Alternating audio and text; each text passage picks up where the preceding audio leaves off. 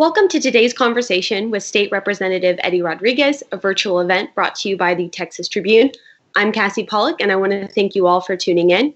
While the Tribune has paused our in-person live events, we're moving the conversation online with an ongoing series of virtual interviews. I'm here today with State Representative and Texas Senate candidate Eddie Rodriguez. We'll be discussing his 2020 campaign and how it's developed in light of recent events until about 12:45 this afternoon.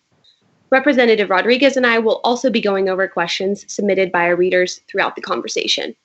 Before we get started, we want to thank our sponsors for supporting today's conversation: AT&T, Texas 2036, and Walmart. Though donors and corporate sponsors underwrite our events, they play no role in determining the content, panelists, or line of questioning. Finally, I'd like to introduce Representative Rodriguez. Since 2003, Representative Rodriguez has represented House District 51. In March, he declared his candidacy for Senate District 14, a seat that has been left vacant by former State Senator Kirk Watson. Representative Rodriguez currently sits on the House Calendars, State Affairs, and Ways and Means Committees. He also serves as co-founder and chair of the Texas House Farm to Table Caucus and policy chair of the Mexican American Legislative Caucus. Representative Rodriguez, thank you so much for being with us here today. Thanks, Cassie. My pleasure to be here. Thank you for having me. Well, thank you so much. First off, I just wanted to check in. How are you and yours doing? I can't imagine that any of us thought that we would be sitting here under these circumstances right here, right now. So how are you? Fine. My wife and the kids are safe and healthy. Kids are learning at home, which is really interesting. I have a sophomore and an eighth grader. So they're old enough to really kind of do a lot of this on their own. You just got to kind of stay on them to make sure it gets done. Right. But, they miss their friends and they miss going out and all that stuff. Having virtual orchestra is interesting for my son, virtual violin lessons for my daughter. But, they're adjusting to it. And then for whatever reason, because they asked for it, we also got one of these. They have plenty to do when they're not doing schoolwork and all that. His name is Jupiter. He's a really cute little puppy. But so they're keeping busy and they're doing their schoolwork, and we're all blessed and happy to be.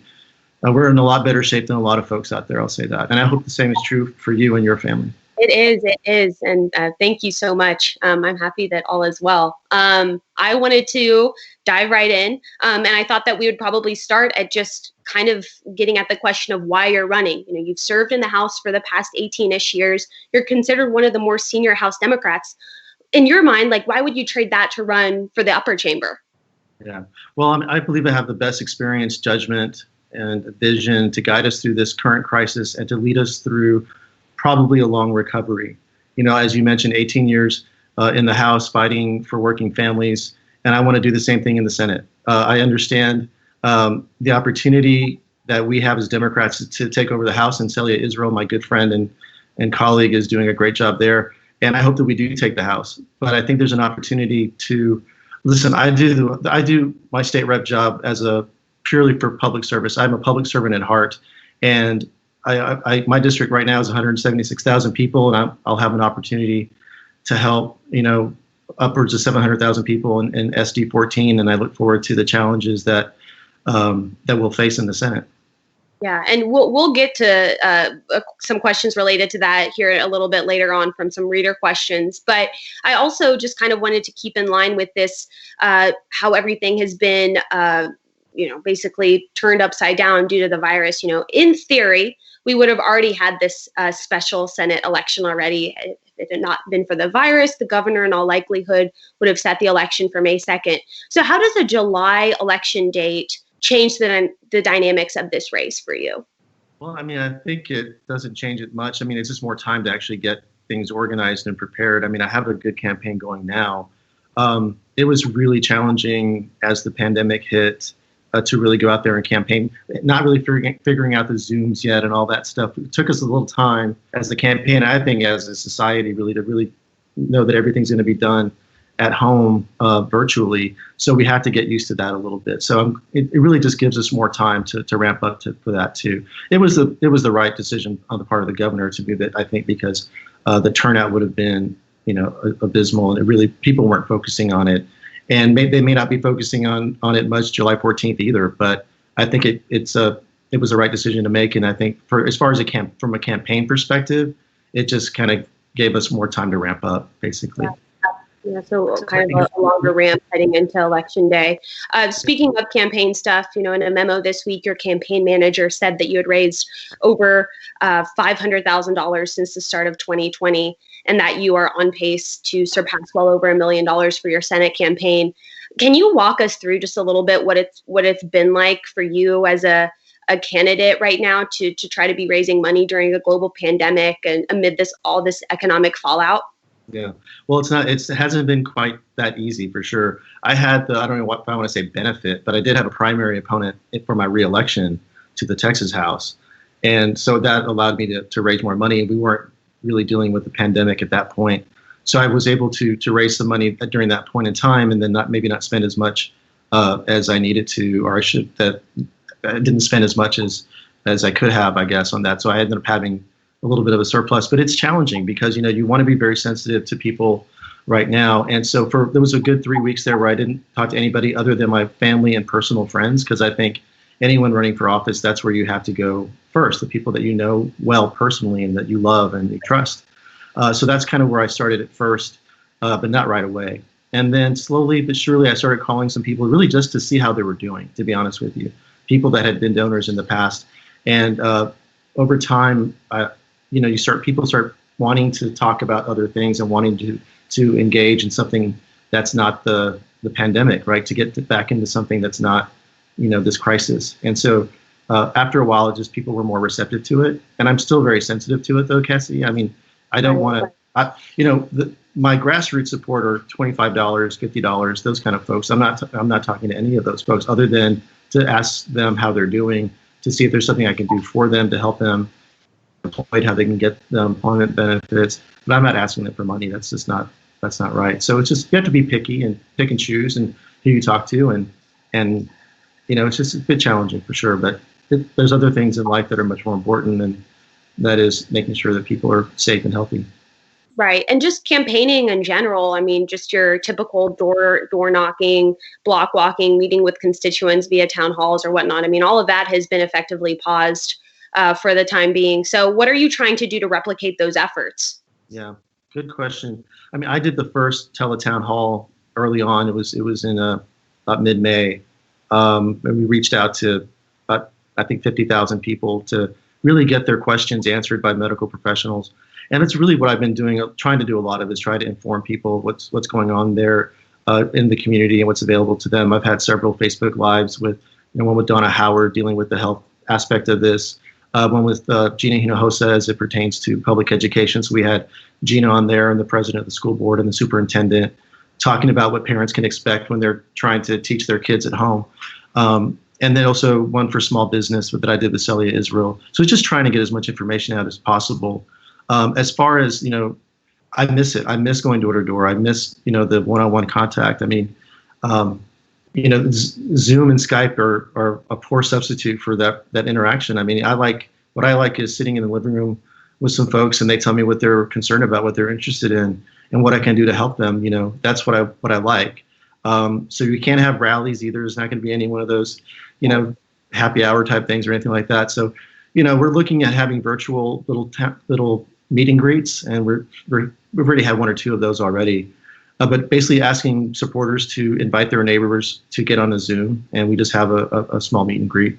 So it's in my opinion a poor substitute, but that's what we got. But we've done a lot with our virtual campaign. I mean, we had to really have a 21st century campaign. We've had 25 youngsters out in the field. And the field today really just means really a lot of calls and a lot of texts. We've made 50,000 calls, 65,000 texts. We've done some digital ads as best we could to try to target some folks. And, we have 75 unique ads that we've sent out there. My folks are telling me we have 1.6 million views of those ads targeting 100,000 voters. So we're doing what we can very digitally, very remotely. And I fear that by July 14th, I still may not be able to have a little rally or something like that where I can really shake hands and talk to people, unfortunately, but there's a chance of that, unfortunately. Yeah, it's really interesting. You're talking about the Zoom virtual meet and greets. I mean, does there seem to be an appetite for that right now? just based on your experience? I mean, how are people reacting to, hopping on Zoom and trying to get to know you as a Senate candidate? Yeah, that's a great question. I was going to say that, I decided not to, but I think a lot of people are getting zoomed out. So it's a challenge now because they're having, they might have 4 or 5 Zoom calls throughout the day, and the last thing you want to do at 5:30 or 6 is get on another one, right? And so it's been a little challenging, but we're working on it. We're working through it. And if that doesn't work, but really what I have been doing too is just making a lot of individual phone calls, talking to my supporters and saying, is there someone in your family or a neighbor in a certain part of town that's in the district that I could talk to, and then they would talk to other people. It's really very much a friends campaign. It really is. So it's grassroots in the exact same way, and really in the exact same way it would be otherwise. It's just not in person, I guess.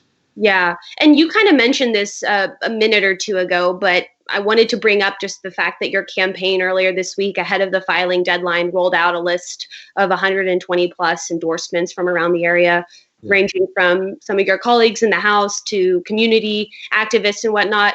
So what are your supporters and surrogates able to do during this time? You mentioned that they're making a lot of calls. You mentioned that group of 25. Is there anything else that they're trying to do just to basically reach out and try to get in contact with more people during this time?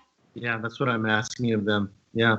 So those supporters, and included in that is, like, as you mentioned, my colleagues, Donna and Celia and Gina, John Busey and Talarico as well. I'm proud to have them. I already have the Travis County Firefighters Association as well. I'm proud to have them too.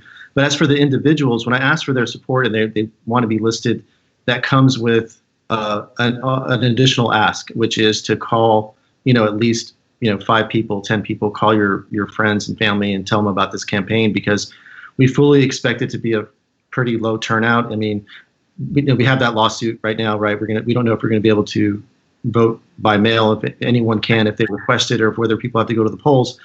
And so there's a lot of uncertainty there, right? We don't know if there's going to be a spike between now and early voting and then July 14th.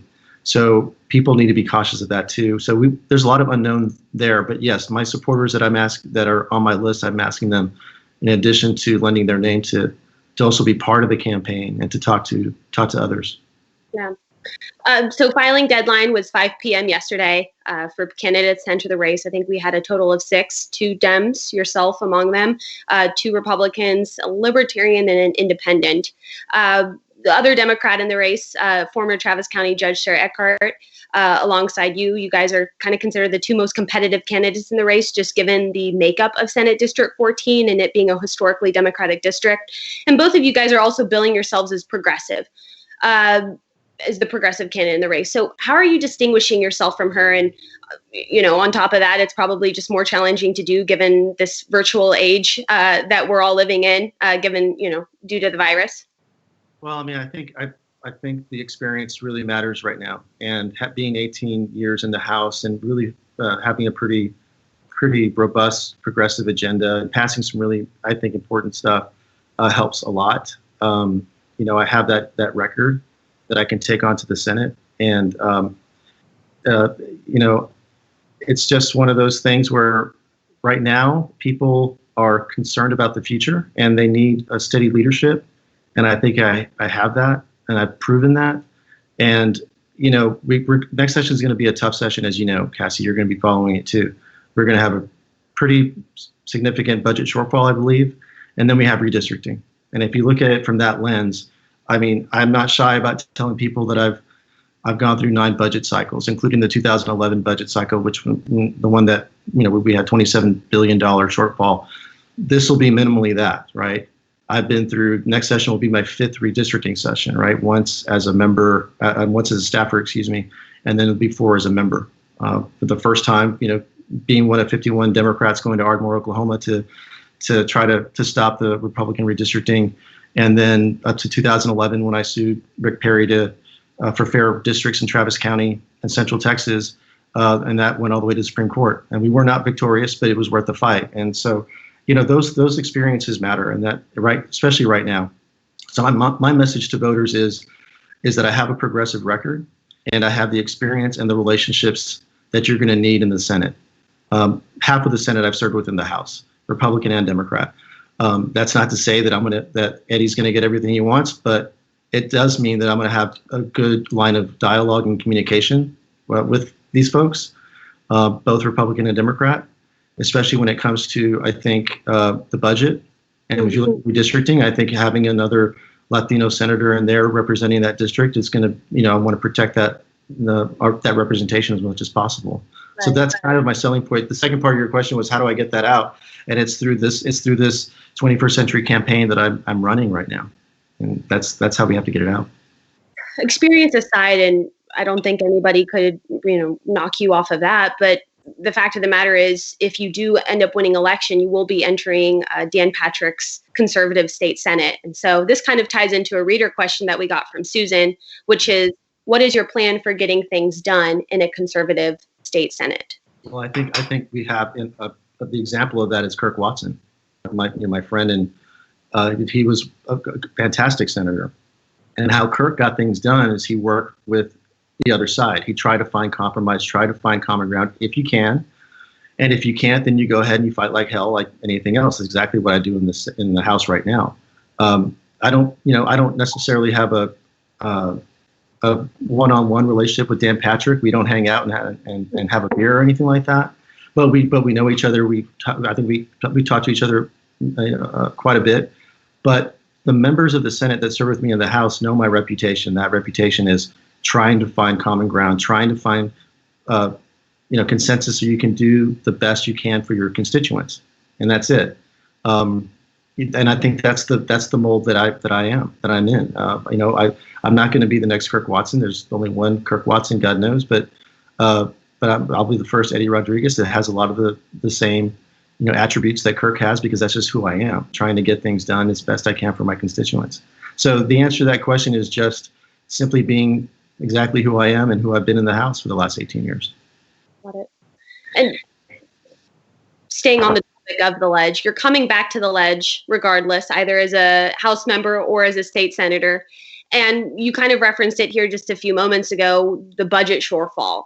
You're having that amid a redistricting year, coming off of this pandemic, coming off of the 2020 elections. What's going to be the number one issue for the legislature next year when you guys reconvene in January? I mean, it has to be the budget. I would have to say that, followed pretty closely by redistricting, I think. But if I can just go a little aside of that too, I think that one of the things that I hope that we accomplish as a legislature is we have to learn something from this crisis, from this pandemic. We needed to learn what our shortcomings have been. We can see that with the Workforce Commission when it comes to healthcare and all these other issues. What has happened is this has highlighted the inequity of our society, of our state, of our community here in Austin, and it shows that we have a very porous safety net, social safety net. And so I think that there's some room next session, bipartisan room, to find some common ground on some of, addressing some of these issues in a more long-term way. And if you break it down, and I've kind of wrote some notes down here. If you break it down, let's just talk about healthcare, for example. Now, the expansion of Medicaid, right? That is, would seem like an impossibility, right? To expand that. I think there's going to be room to discuss that in a very open way and maybe even a productive way. If we can't do Medicaid expansion completely, now let's just also take into account we might have a new president, right, and a whole new Senate, and maybe a Democratic-led House. So you'll have perhaps that would be a way to expand Medicaid. But you could also have targeted expansion, right? The state could look at some targeted expansions based on what we've learned here. We're the most vulnerable. Maybe it could be towards Healthy Texas Women program or other types of programs that just target certain groups of folks. Already we've seen with healthcare waivers that we should look at extending permanently, or at least changing them up a little bit. For CHIP, copay and enrollment fees have been waived. Maybe that should be a permanent thing. The 6 months income check for CHIP has also been waived. Maybe it should be waived completely, or at least maybe be it once a year or once every other year. Also, the 90-day waiting period to apply for those that had private health insurance and to get on CHIP. Let's waive that. And then for SNAP benefits, for example, let's just see if we could remove the renewal application altogether, that it would just kind of go, it can be an automatic thing. Those are some things to look at. We have an opportunity to get the workforce into the 21st century. I mean, the capacity issue is very clear. And no one should have expected the Workforce Commission or any agency to handle, a 800% increase overnight. Right? That was pretty severe. But at the same time, I think that there's ways that we can deal with the capacity issues with them and provide the resources that they need. And I think they actually are doing some of that now. I think they're in the process of doing it. And we need to help them do that. And I think the whole system is based on kind of an antiquated way of looking at things, right? Like where dad goes to work and mom stays home and all that. It's really an old system. It doesn't take into account part-time workers. It doesn't take into account the gig economy to the extent we have a gig economy. I'm sure that'll come back. So we need to look at it differently so that we can address the part-time worker and the gig economy worker. The idea of paid sick leave, for example. I mean, that would seem like something that couldn't possibly come up in a person way, but maybe it can now. I mean, certainly the city of Austin tried doing that and other cities have, but maybe there is time. It's time for the state to look at a state policy on paid sick leave. And maybe we create a whole new program, the Texas Family and Medical Leave Act, and we do something like that, where we can help people when they're sick and when they're in trouble, right? That there is that safety net. So I see some opportunity there. I'm not naive. I know the legislature very well, but I do know that the virus is not a partisan virus, that it is affected Republicans as well as Democrats. And I'm going to have many of my colleagues in the Senate that their constituents have lost their jobs. Their constituents have not had clear access to health care. I forgot to mention telemedicine. That's a huge thing. How do we make sure we address that for next time? I can go on and on. One thing I would say, though, it's really important. I think this is really important because the more I think about this, the more I realize that we have to learn from this and we have to kind of make our state a better state and really address these issues. If you think about everything we're doing right now, it's over the internet, right? Internet access is so important now. And the fact that you have so many people that are low income or in rural areas that don't have access to the internet puts them at an extreme disadvantage. We knew that already, but that is certainly highlighted now. I mean, what if we're going to have more remote education, right, for our kids? What if we have more remote working? What if the job that you're at says, we want you to work from home 3 days a week, let's say, and it's for whatever reason you don't have internet access? You can't do that either. And then telemedicine, like I mentioned, I mean, you can't even have that access if you don't have internet. So we have to really look at that next session as to what the state can do to make internet access available to everybody. Right. And I'll get into whether we'll get into later in this conversation whether Dems, what your prediction is on whether Dems take back the Texas House and whatnot. But on stuff like expanding Medicaid or paid sick leave, Republicans for the most part are opposed to those types of things. So just during this pandemic, have you been in touch with any of your Republican colleagues on this? Does there seem to be a willingness or an openness to maybe consider tackling or at least working on issues like those next session? Well, not specifically those issues, but I'll tell you that I have talked to several of my Republican colleagues, and what they're experiencing in their districts as far as job loss is tremendous. And so they're just having to look at things differently. There's an I think what's going to happen is the expectation of their constituents has changed. You have people, I assure you, that have never ever gone to a food bank to get food. They've never had to. That have had to do that. So food security is going to be a big issue. I guess what I'm saying is I don't know if my Republican colleagues are right now thinking, oh my gosh, we got to have paid sick leave tomorrow. But what I'm saying is that I think that their constituents and the people of Texas are going to want something to address the shortfalls that we had, the shortcomings that we had this time out. I just think that the whole dynamic of it has changed a little bit. Where I think at least it's not a pie in the sky argument. If you're on the Democratic side making that argument and the Republicans saying, "Oh, that's just some liberal stuff" or whatever, it really hit home to a lot of members, Republican and Democrat. And I think it's an opening and an opportunity to have a serious conversations about some of these issues that have been on the back burner for a long time because of Republican domination of the House and the Senate. Right. Let's move briefly just to your House seat. Let's say, again, that you win election in July and are now a state senator.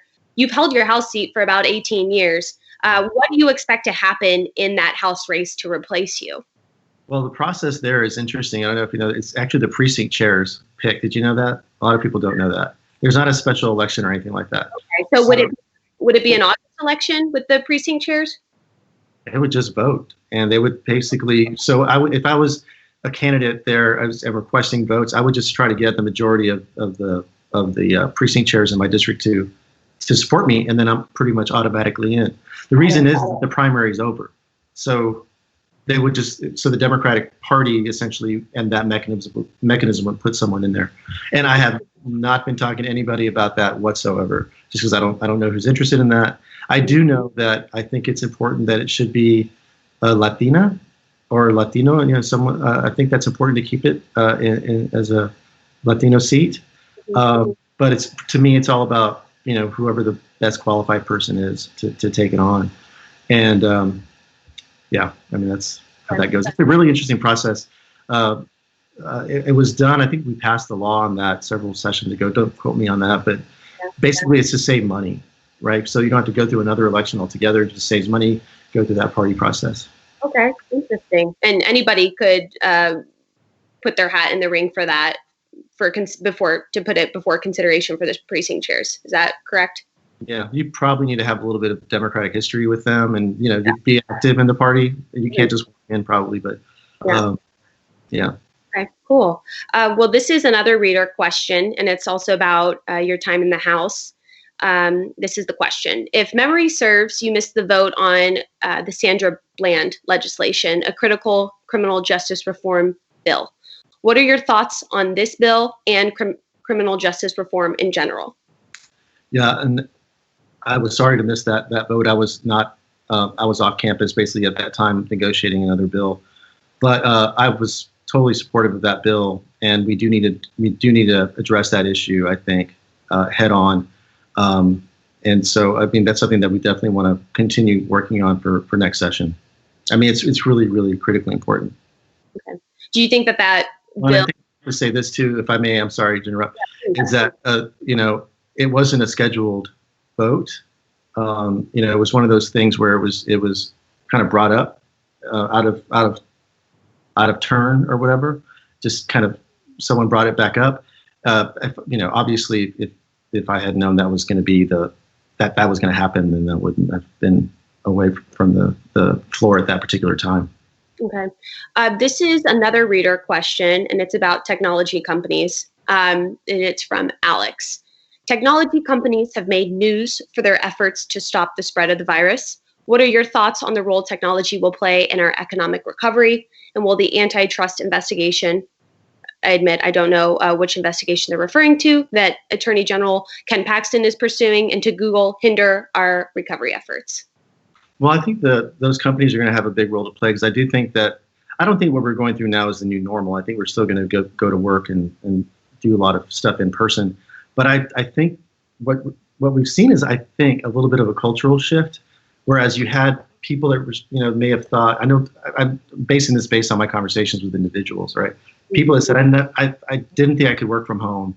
I didn't think that was possible. I think I wouldn't have been productive. And they're saying that if they actually enjoy it, that they're actually more productive, they get things done kind of faster, and they're enjoying it. And I think companies are looking at that in the same way. They're finding that whereas they fought telecommuting a lot of times, that thinking that their employees were going to slack off, that they're finding that they're being more productive. And so I think we're going to see more of that. And I think if the business is smart, they're going to want to encourage more teleworking, basically telecommuting. So those companies will be really, really important in that. And again, access to the internet would be very, very important to that. So I think I'm sensing a little bit of a cultural shift. I think this isn't the new normal, but something like this in terms of working from home and being at home more often is going to be more common.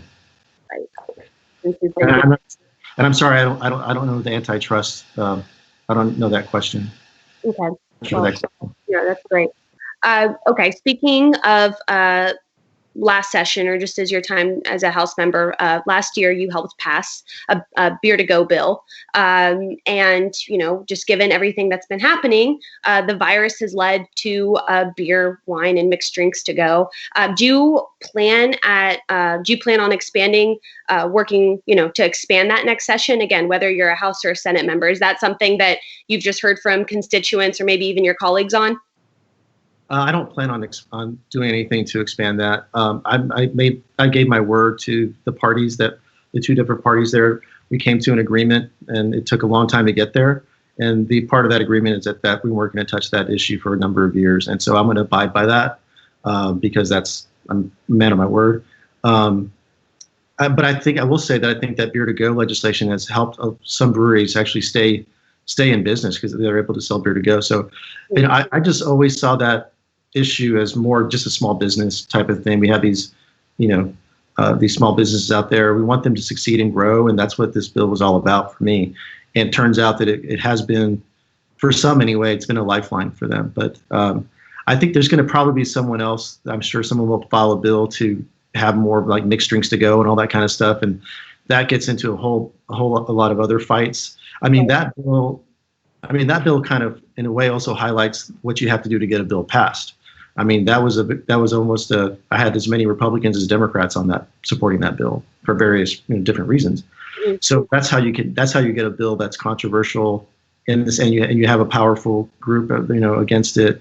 How you get something passed is you have to drag in as many people from the Republican side and the Democratic side to get it done. And that's what happened with that bill. Okay. We've talked about next session's budget shortfall already a couple times during this conversation. And so I kind of wanted to bring this up just in the context, again, assuming that you win election in July for the state Senate seat. Jane Nelson, a Republican from Flower Mound, Senate Finance Chair, recently wrote a letter to one of her Senate colleagues describing how she plans to go about putting together the budget next session. And she used the term zero-based budgeting, or that she's going to start every agency at zero. What are your thoughts on that? Do you think that would be a productive way for the Senate, or maybe just more broadly the legislature, to start moving forward next session, depending on how where things stand financially? Well, there are a lot of unanswered questions there, but I think the zero-based, I would say that some agencies, the work that they do is more important to people's lives than others in everyday lives, right? You can't look at public education, you can't look at higher education in the same way that you might look at another agency, right? They're not all equal, is what I'm saying. But there's a lot of unanswered questions. Obviously, we don't know what the shortfall is going to be. We probably have two different scenarios. The first scenario being that we have flexible federal dollars and lots of it coming from Washington to help us with that. I'm not saying that's wishful thinking, or it just could happen that we have some money coming in from the feds. We do have, I think, $8 or $10 billion in the rainy day fund now. We'll obviously have to look at spending some of that down, probably not all of it, and I wouldn't advocate for spending all of it either. And then the question is how do we use it? But that's one scenario. So not that federal dollars coming in, we don't know how much we have to cut. And then the scenario two is quite a worse one, where you don't have any federal dollars, you have slow economic growth, and you have no interest in using the rainy day fund. That leaves you two options, right? The first option is you cut, and you cut deep. And then the other one is you raise revenue. And you can do that in any number of ways. You get rid of certain exemptions, which probably won't be enough to dig you out of that hole. Or you can raise a sales tax or something, which no Democrat that I know would vote for that. And I bet you a lot of Republicans wouldn't vote for that either. So it's a very, very different scenario in that case. So I'm hopeful that the first scenario is the one that we have some federal dollars, but I think that we have to really look at it where the needs are. I mean, you can't just, especially after this crisis, when you see what agencies were really focusing on dealing with the crisis and helping individual Texans out, those are the ones you have to try to shore up or make sure that they're not cut as much as others if there's going to be cuts, right? I mean, that's what I think that's the starting point for me. Here's a campaign contribution question from Steve. This is the question. Are there any limitations you have placed on contributions you're willing to accept? These include from donors who work in the real estate industry, including land and water development and water conveyance. There's certain, I've been very, I filed legislation against payday lenders for a number of sessions. I'm reluctant to do that. I think, I have a lot of charter schools in my district. I do. But I think that we need to shore up our public education right now. So I'm reluctant to take money from that as well, because I just don't believe in that as much. But otherwise, I'm trying to just get as many donations from individuals as I can. I mean, that's what it's, get as much support as I can. Okay. A couple more questions here, just in the last few minutes of this interview. Again, let's assume the opposite this time. Let's assume that you don't win election in July and you are finding yourself a House member again. Walk us through your thoughts about how everything that's happened this year affects the outcome in November. Do Dems still have as good of a chance, in your viewpoint, as flipping the lower chamber? Has everything, again, that we're kind of finding ourselves in right now, has that changed the outlook at all? Just walk us through your thoughts on that. Yeah, I mean, I think the outlook is better now than maybe it was when we were still had a very crowded field in the presidential side. I think they're good. I think that right now everything kind of comes from the top down in terms of how people look at it. I mean, everyone looks at the president before they look at anything else, and I think the people in Texas right now, or at least in some of these districts that are winnable for the Democrats, are not pleased with Trump. They weren't very pleased with Trump before this pandemic, and I think they're less pleased with him now. And I think that they're going to take that out on, and they're going to take that out on the Republican Party and vote for the Democrat in November. I just think that's the way it looks to me right now, because everything is kind of top down.